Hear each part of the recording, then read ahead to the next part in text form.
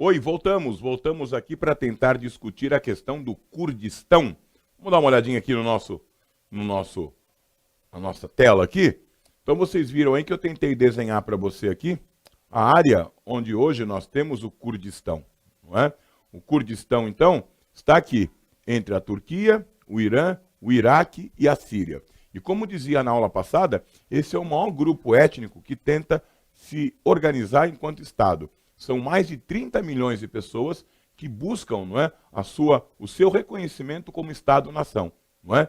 Esse grupo, já nos últimos anos, nas últimas décadas do século XX, na última década do século XX, nos anos 90, não é, ele foi massacrado pelo Iraque. Não é?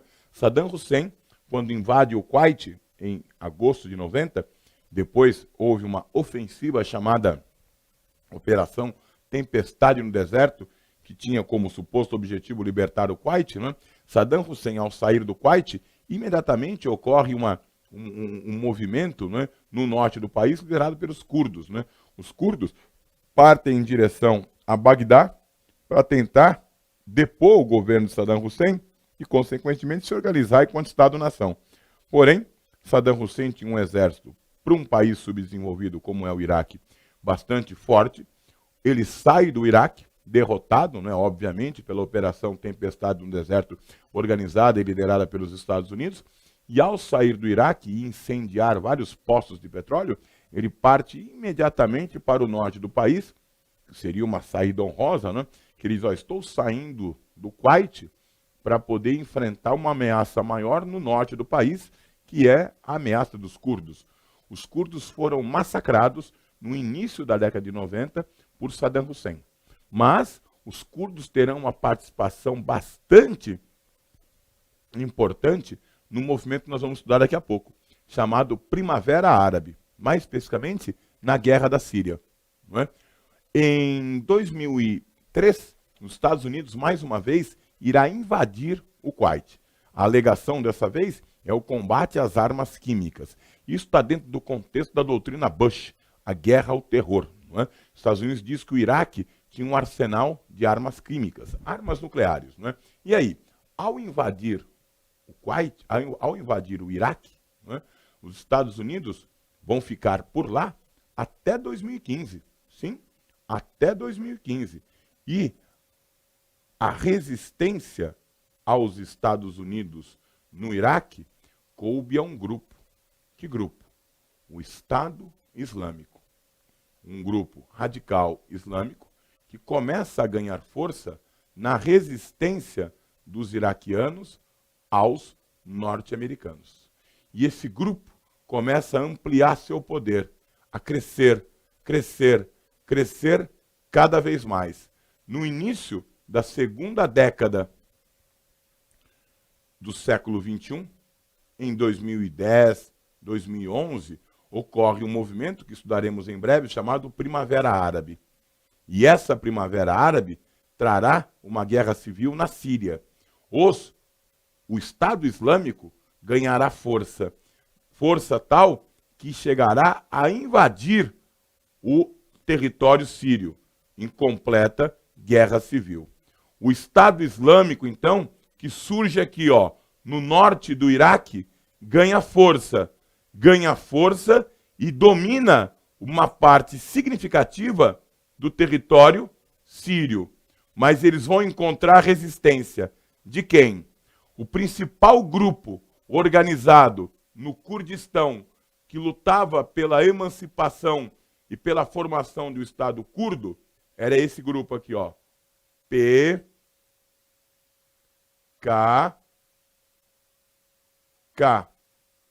No Kurdistão, né, entre os curdos havia o PKK, quer dizer Partido dos Trabalhadores Curdos.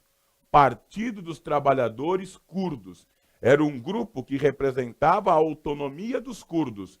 E esses curdos aqui vão formar as chamadas Unidades de Proteção Popular. E vão se lançar contra o Estado Islâmico. Olha só, os curdos, então, vão fazer uma resistência ao avanço do Estado Islâmico, não só no território sírio, mas no território iraquiano. Então você vai ter uma frente de oposição, milícias, e boa parte dessa milícia, boa parte do exército curdo, boa parte dessa resistência curda era de mulheres. O exército curdo era um exército que tinha nas suas fileiras um número significativo de mulheres. Olha só, mulheres vão resistir ao Estado Islâmico e receberão auxílio dos Estados Unidos e da OTAN, que vai financiar essas milícias aí. Resultado, com a extinção, com a derrota do Estado Islâmico, olha só, o Estado Islâmico será derrotado. O Estado Islâmico será derrotado e essa derrota, em boa parte, não é? Temos aí essa derrota, peraí, deixa eu colocar aqui, agora sim. Essa derrota, em boa parte, não é? Tivemos a ação, não é? Do exército curdo, um exército de mulheres, ó, mulheres curdas conseguiram, não é, fazer frente ao tão temido Estado Islâmico. Só que agora, esse exército curdo aqui, de mulheres, volta ao que eles de fato pretendem, que é o quê? A aceitação de um Estado autônomo para os curdos. E aí? E aí que a Turquia não vê com bons olhos, evidentemente, a oficialização do Estado curdo. A Turquia vai classificar essas milícias, não é, como terroristas. Haja vista que uma suposta organização do Estado curdo pegaria o quê? Parte do território turco. Então a Turquia, obviamente, se opõe, não é, à legitimização do Estado curdo. O Estado curdo ainda não é reconhecido pela ONU. Não tem a mesma visibilidade que outras questões, como já ocorreu com a questão da Irlanda e como ocorre com a questão da Palestina. Tá ok?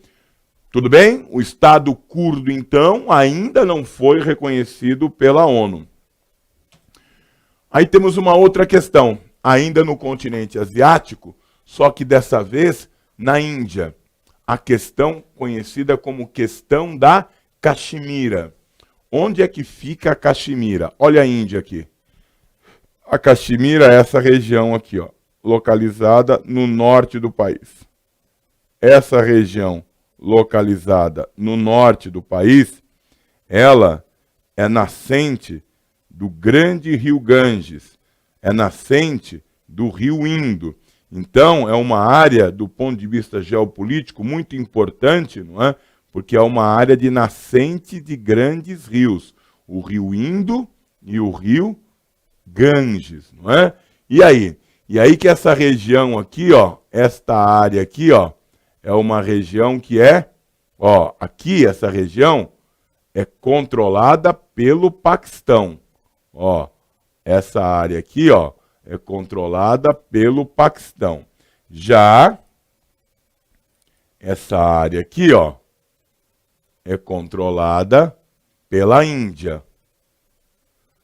E aí, a região da Caxemira, então, perdão, a questão da Caxemira nada mais é do que a disputa entre a Índia e o Paquistão pelo domínio da região. No processo de emancipação política do subcontinente indiano, em 1947 e 1948, não é, as divergências religiosas, não é, fizeram com que houvesse uma fragmentação territorial. Os islâmicos foram viver no Paquistão e outras etnias, outros credos, acabaram, não é, se localizando na Índia. A Índia é uma verdadeira colcha de retalhos, não é? mas a religião predominante na Índia, a religião oficial da Índia, é o hinduísmo. Então, essa região aqui, no norte da Índia, eu tenho uma boa parte da população islâmica. O Paquistão fomenta a população local a se separar da Índia e se juntar a ele, Paquistão. Nome dessa questão, a questão da Caxemira. Olha o resuminho aqui, ó. Situada entre a Índia, o Paquistão e a China, a região da Caxemira é disputada pelo Paquistão e pela Índia.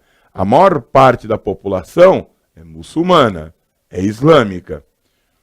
As guerras, não é? Provocou as guerras de 1948, 1965, entre a Índia e o Paquistão. Então já houve 2 confrontos armados, um em 48, outro em 65, em função do domínio pela região da Caxemira. Não é?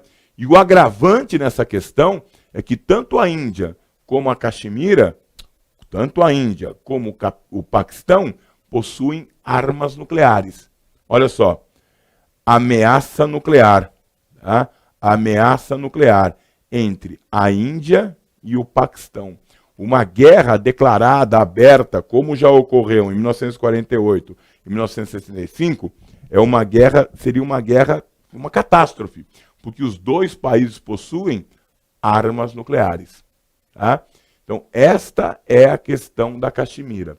A disputa pela região da Caxemira, onde a maior parte da população é islâmica, é um local de nascente dos grandes rios, que interessa tanto a Índia como o Paquistão, e o agravante aí é que os 2 países possuem armas nucleares.